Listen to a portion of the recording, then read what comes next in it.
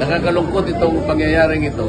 Pangulong Duterte ay isa sa mga dinadakila ng Pilipino, isang mabuting presidente na nakagawa ng mabuti sa kanyang bansa, sa kanyang mamamayan.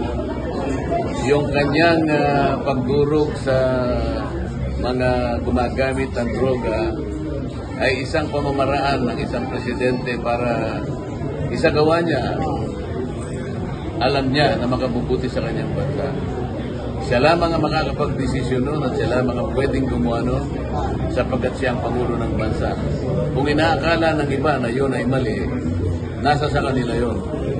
Pero ang presidente ay malaya sa kanyang gagawin sapagkat siya nakakaalam ng kabutihan ng kanyang mamamayan. Ngayon, yung pagkakahuli sa kanya, hindi ko alam kung anong authority and under what authority it was done.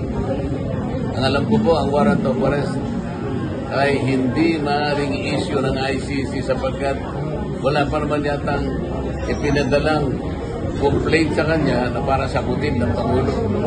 Sa makatwid, kung walang warrant of arrest at sa ilalim lang ng red notice ng ICC o ng Interpol, medyo questionable, kaduda-duda yung paraan kung bakit ang dating Pangulo ng bansa ay kanilang takpin, hulihin. Hindi po mabuting patakaran ito at hindi ko rin nakikitang magandang senyales kung pag-uusapan ay yung inaasam nating pagkakaisa.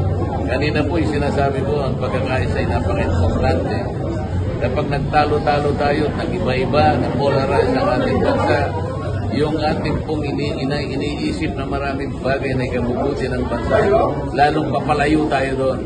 At ngayon, kung talagang totoong inuli siya, isa na naman pong senyales ng pag-aaway, ng dibisyon, ng pagkakabahagi ng Pilipino. Nakakalungkot, kung hindi man nakakatakot ang kanilang ginawa. With the arrest of President Duterte, ano matingin mo na senaryo sa ating politika? Ang nakikita ko senaryo ay hindi magiging tahimik ang buhay politika ng ating bansa.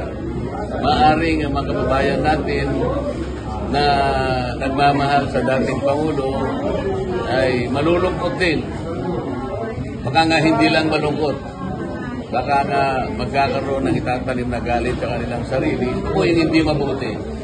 Ang kapayapaan po ay isang napakalaking bagay para sa ikabubuti ng bansa. Kung ito po ay talagang nangyari ang ginawa nila, alam ko po hindi ito pagmumula ng kapayapaan.